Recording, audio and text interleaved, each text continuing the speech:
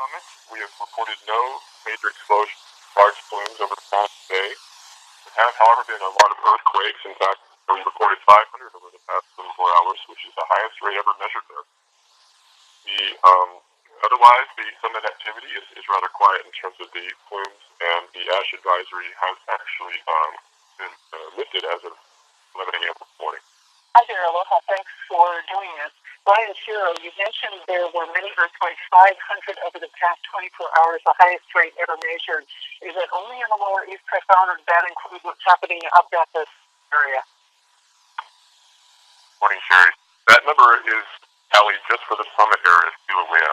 That remarkable activity, yes, over the past several days, including yesterday, has been high at the summit. Just following up on those earthquakes as well, what are the implications of the highest level being recorded in the 500 quakes?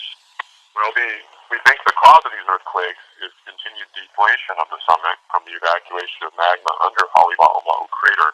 Now, the effects of this are mostly felt in the immediate area, people in Volcano Village and a national park, of course.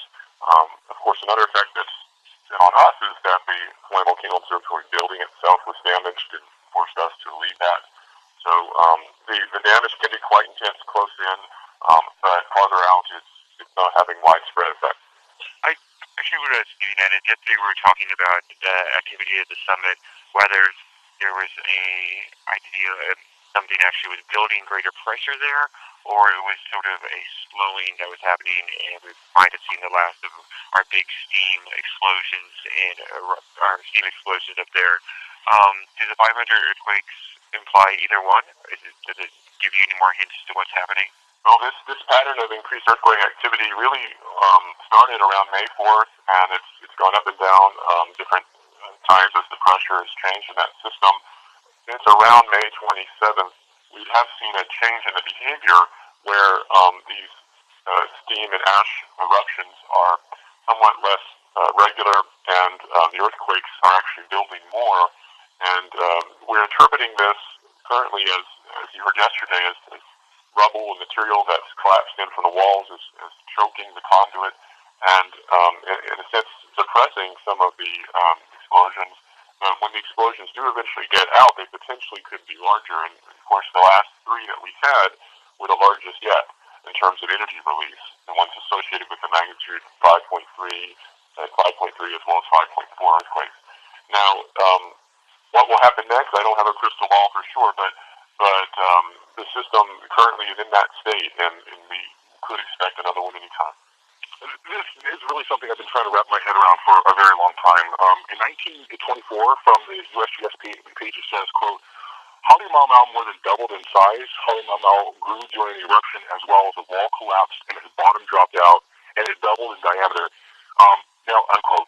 Now that means that the crater itself doubled in size, and right now we've seen the bottom fall out, but we haven't seen Halemaumau, the crater prime, exactly get larger. Is that something that could happen with the bottom being capped? And this also goes back to a part on the USG's 1924 page. It says that the first explosions were never seen or heard from May 9th to 10th. So how confident is the USGS that the activity wasn't ramping up before May 9th, 1924, and that maybe what we're going through right now could have been the ramp-up process we were seeing leading up to a much larger explosion at Halemaumau? Hi, this is Brian from the USGS. Thank you for your question. So you're correct that the scenario we have now has many parallels to 1924. It doesn't mean the volcano is going to follow the same script necessarily, but at least it's a close guide for us. And like 1924, there definitely could be larger eruptions to come from the summit. We are preparing for that and watching for that. Now, in terms of expanding the Halemaumau crater, that's already happening. Pieces are falling off from the walls. It is, you can see it in aerial imagery from our drones. You can see it from radar imagery from space. And it's already gotten larger from this eruption. And there's evidence of slumping along I believe the northwestern side, where we may expect another collapse to happen. And this type of expansion of the crater itself seems to have really taken off, again, starting after May May 27th, 28th, in that time frame, when the energy of these explosions correspondingly has increased. So I think that is a reflection in part that they're actually removing parts of that crater rim as they release that energy. So is it going to build up to another big one? We don't know, but we certainly have that possibility.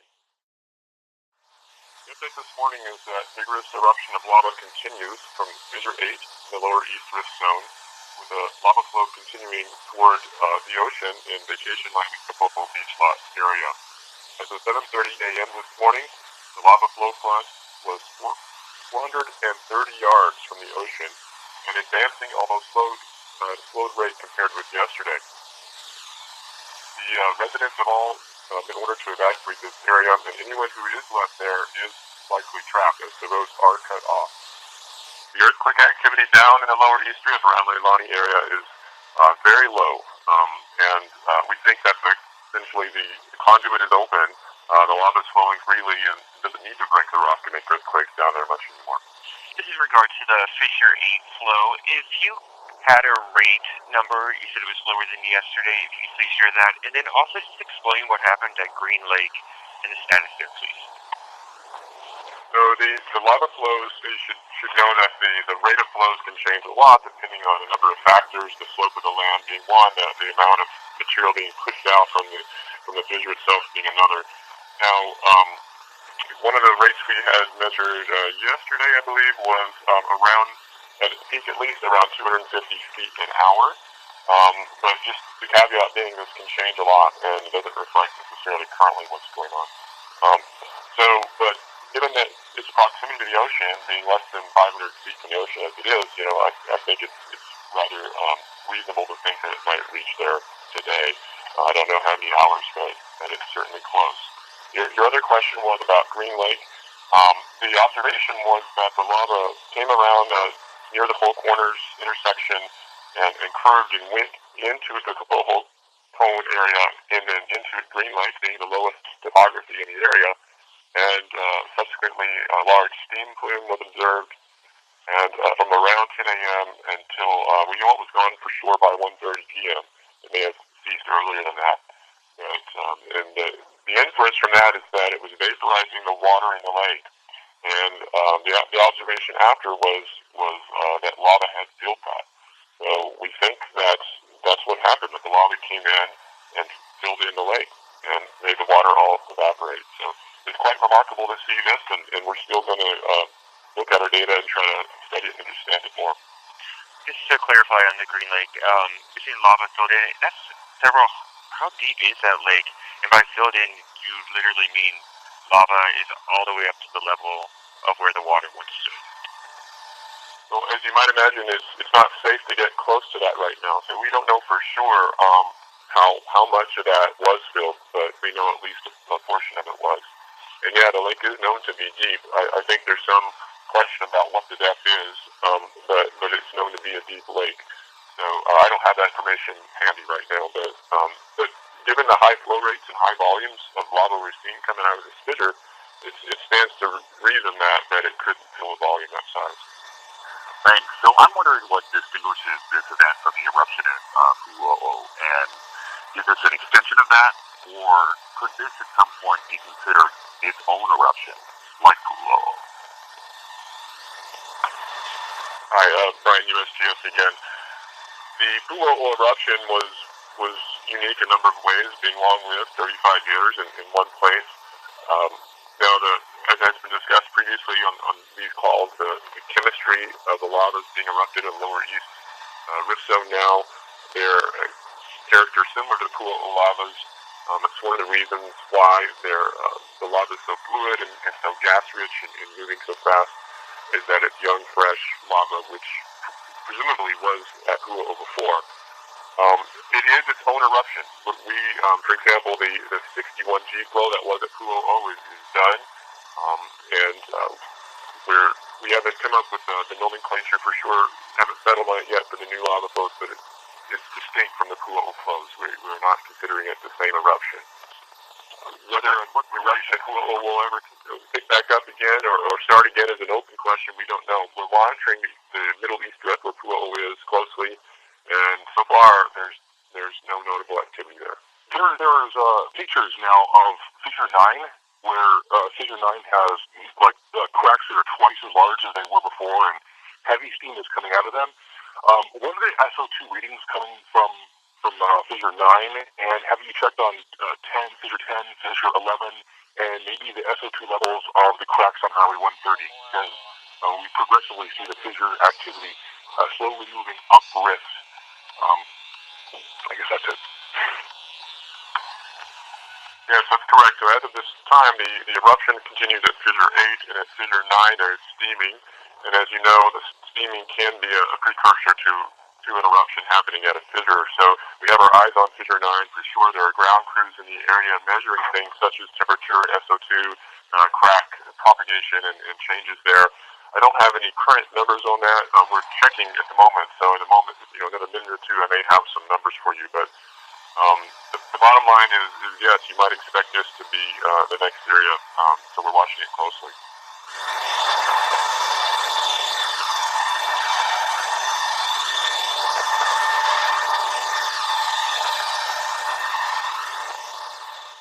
Volcano Observatory reports active lava eruptions continue. Fissure 8, located in the Leilani Estates area, continues to feed a large channelized flow traveling downslope through Kapoho beach lots. The wide flow front is about 400 yards from the ocean.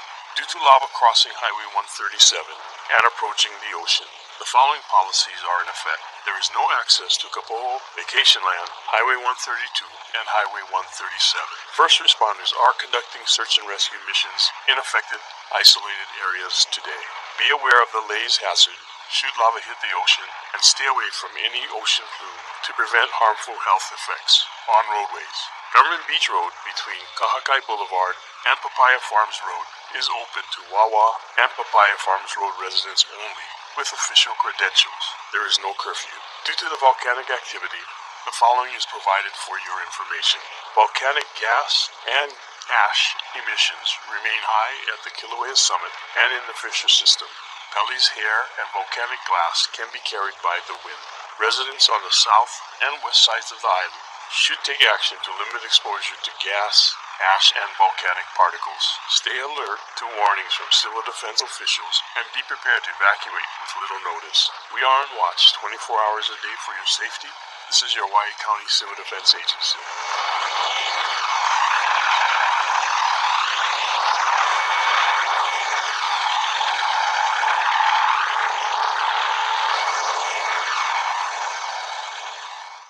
Volcano Observatory reports that vigorous lava eruptions continue throughout the lower East Rift Zone in Leilani Estates and Lani Puna Gardens. Fissure 8 is feeding a large channelized flow traveling along Highway 132, the Kapoho Road. Lava has crossed Government Beach Road and Highway 137 and inundated the Four Corners intersection. The flow is moving downslope toward the ocean into Kapoho beach lots. Due to lava crossing Highway 137, the following policies are in effect. There is no access to Kapoho, Vacation Land, Highway 132, and Highway 137 on roadways. Government Beach Road between Kahakai Boulevard and Cinder Road is open to Wawa and Papaya Farms Road residents only with official credentials. There is no curfew. Volcanic gas emissions remain high at the Kilauea summit and in the fissure system. Residents in communities downwind should take action to limit exposure to gas and ash. On the coastline, be aware of hazardous laze gases from the ocean entry. Stay alert to warnings from civil defense officials and be prepared to evacuate with little notice. Shelters at Pahoa Community Center and Keau Armory are open and pet-friendly. We are on watch 24 hours a day for your safety. This is your Hawaii County Civil Defense Agency.